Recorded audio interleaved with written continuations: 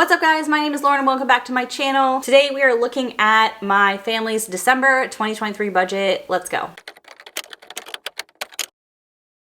If you like this budget spreadsheet, you can get it. It'll be linked below. I actually released a new version with some updates for 2024. You can use the old one for as many years as you want. You can use this one for as many years as you want. It's not specific to 2024, but after using it for like 3-4 months, I just found a few things that I thought could be better. So I made those tweaks and improvements. If you've already purchased it, the 2023 version, you actually have access automatically to this one. I'll put the instructions in the video description. If you haven't purchased it, like I said, it's linked below. All right, 2 quick changes on it just from the last one. I'll just point out, I added this column so you can see the difference of the budgeted versus actual for the totals, not just on the itemized sections down here. And also I brought back this budgeted amount versus the actual amount. So as you're putting together your budget for the month, you know what % you're sending to each of the categories. Okay, so for income this month, we have budgeted $11,223. This is gross income. We use gross, which means we are budgeting before taxes or insurance or anything comes out. So you'll see all that in the expenses section.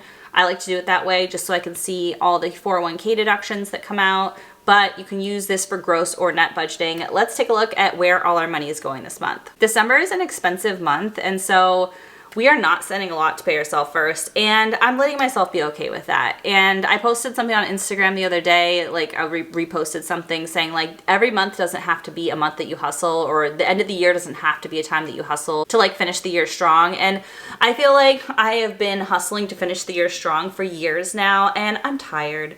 Like, I just want to finish the year peaceful and calm. So I think it's important that we don't overspend, we don't go crazy, we don't like just give up on budgeting. But if there's not room in the budget, it's okay for the last month of the year not to be your best month of the year. So that's what we're doing. We are contributing to my husband's 401k, $600, like we do every month. And other than that, we have not budgeted anything for pay yourself first. I prefer to be more in the 10 to 15% range for pay yourself first, but we are at 5.3% this month, and that's okay for 1 month. Part of the reason we're doing that is because November was expensive, and I'm just bringing back some of our sinking funds and shifting some stuff around. So I want to make sure those sinking funds stay adequately funded, so we're not digging into our emergency fund ever. Because I think of sinking funds as like bonus extra cushion on top of your emergency fund. So I like having that there so we don't have to dip into our emergency fund really if something comes up. All right, let's take a look at our expenses. So we'll scroll down here. So for taxes, we have budgeted $1,600, health insurance $436, and FSA $234. Storage is now at $126. It may be actually 0 for December. I've talked to you guys about this, but we downsized our storage unit. We went from a 10 by 15 to a 10 by 5 unit. So we got rid of 2/3 of our stuff, which was amazing. Sold some of it, donated some of it, trashed some of it, you know, accordingly. And now we are in a storage unit that costs less. So we do get a credit from our old rent, which was like $260-ish a month. And so I think December we might not have to pay, but I'm just putting it in here just in case. I'd rather be pleasantly surprised than not have budgeted for it. So that's the deal with storage. For rent, it's $32.25. Life insurance, this went up because I did finish getting my life insurance policy in place through Policy Genius. So now we're at $82 a month for life insurance, and I have 1.5 million of coverage, and plus my husband has coverage. So if you think you can't afford life insurance, don't just make that assumption. You can go get a free quote. I'll link it below for Policy Genius if you want to check that out. For internet and cell phone, it's $115, and then security is $30. Car insurance is $113.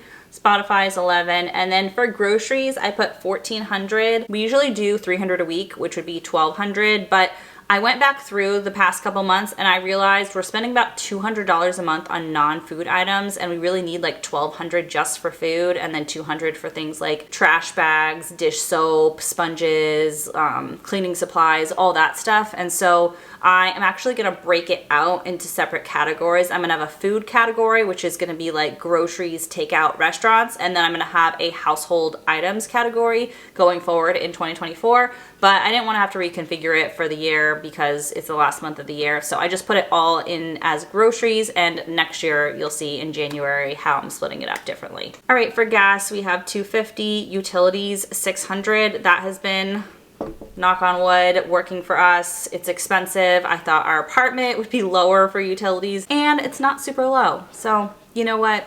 I've come to accept it. That's fine. And then miscellaneous expenses, this is at $25. I had it higher because we got rid of some of our sinking funds, but now that we're back to like fully funding all our sinking funds for everything under the sun, which I'll show you in just a second, we are down to $25 for miscellaneous, which is how I like it. I don't like miscellaneous expenses in my budget. I like there to be a place for everything. So let's take a look at the sinking funds. So our emergency fund is currently funded, so we're not putting anything there.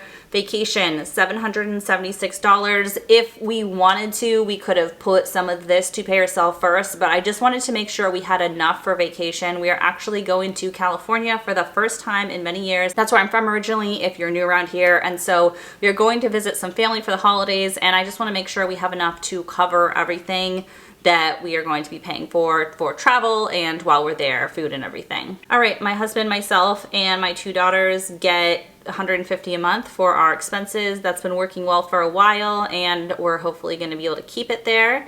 And then school and activities, I put at 0 because we double funded it last month. And so usually this is $1,000 a month, but we have like, what, $1,200 or so in there right now. So that's all set for now. Miles gets $250 a month, and his sinking fund is actually at like negative $800 right now. So he got his teeth cleaned last month, and that went fine. We had budgeted for that, but then he had an emergency vet visit because he ate some ribbon, which if you have a pet, you know, like them eating ribbon can cause a blockage and be very bad. So we took him in just to be safe because he wasn't eating and he was throwing up. Anyway, I don't need to go into the details. If you have a cat, you get it. And he ended up being fine, but it was like $800 for him to be seen. Luckily, we do have pet insurance, and so about half of that was covered by the insurance. So I should be getting a check in the mail any day to reimburse us, but we are negative in his sinking fund. So normally we do put $250 in there anyway, but if we have any extra from vacation that we don't end up using, I think I'm gonna bump it over to his sinking fund so we can get him caught up as well. November was a really expensive month, let me tell you. Like, I'm surprised that we didn't dip into our emergency fund in November, but we ended up at about like $10,500, and $10,000 of that is emergency fund, so we had about like $500 of sinking funds left to like buffer our emergency fund. So it was a close one. All right, birthday and Christmas. Obviously Christmas is in December. We have been saving all year long for Christmas. Our Christmas budget is $800, and I'll be sharing a video soon sharing how we spent that $800 because it's basically already spent, and our Christmas sinking fund will be done for the year, and then we'll start over again in January. I love a debt-free Christmas. I think it's our 3rd or 4th year doing a Christmas sinking fund, and it's just the best. I love it. All right, gifts, we've budgeted $50. We're just gonna put between $50 and $100 a month if we can to a gift sinking fund to pay for like birthday presents. Like my daughter has a birthday party she was invited to this month, and then our cousin has a birthday party, so we just need money for gifts and like weddings and baby showers and stuff like that. Car maintenance, $300. So this is actually going to be negative as well. My husband went to get his car serviced. He needed 2 new tires. He needed new brake pads. He needed the works. So his car's all fixed up. It's actually 10 years old next year. He got it in 2014. It's a Toyota Camry. Hopefully it'll last us another 10 years. It's been paid off for a while. We'll just need to keep up with that maintenance, and hopefully it'll run forever. So we will have to put more to that sinking fund. We got very lucky in 2023 having to put very minimal amount to our cars, and like we put, I don't know, maybe $300-400 all year in car maintenance and just like oil changes. So this was the big expense for the year, and hopefully we're good for a little bit for his car. House maintenance, I did put $50 just so we have like a little bit to start to build up in there. I wasn't doing this before because we're in an apartment and less of these expenses come up, but there's still things that come up. I can't think of anything offhand, but just like command hooks and like that random stuff that I'm not necessarily gonna put in the household like soap and trash bag budget of like things that regularly come up. This is more like miscellaneous things, or if I want to get like a piece of decor or something like that, that's kind of like what this fund is for. I'm still trying to figure out like what's gonna go in each of these house funds since it's new for me to have a household fund for trash bags and things. So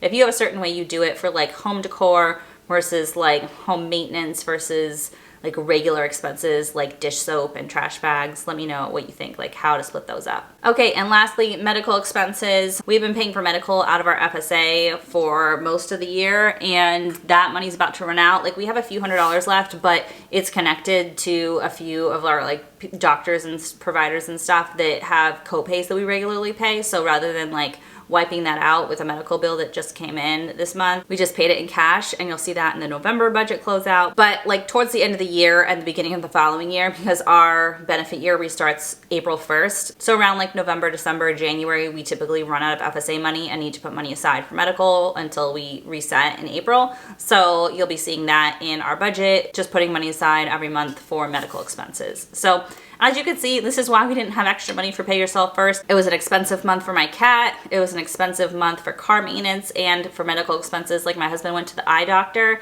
and he got 2 years worth of contacts, and so that was like $600. So all those things came up, plus we want to make sure we have enough for our trip in December to California. So between all that, there just wasn't extra to put to Pay Yourself First. But I really like having our sinking funds back. I'd rather have those like nice and covered and like pull back on investing for like a month or two or however long we need to. And then once those are all set and we are in good shape with our sinking funds, get back to investing as much as we'd like to be investing, like that 10 to 15% of our gross income. Ideally, that number would be much higher, but while we're in this phase of life that everything's expensive and we have little kids that are expensive, it's just not happening for us right now. But hopefully in the next like 5 years, that will change a lot. So that is it for today's budget with me. Comment below and let me know, have you done your December budget yet? And if not, this is your sign to get going and set it up. Thanks so much for watching, and as always, if you liked the video, give it a big thumbs up, and I'll see you guys in the next one. Bye!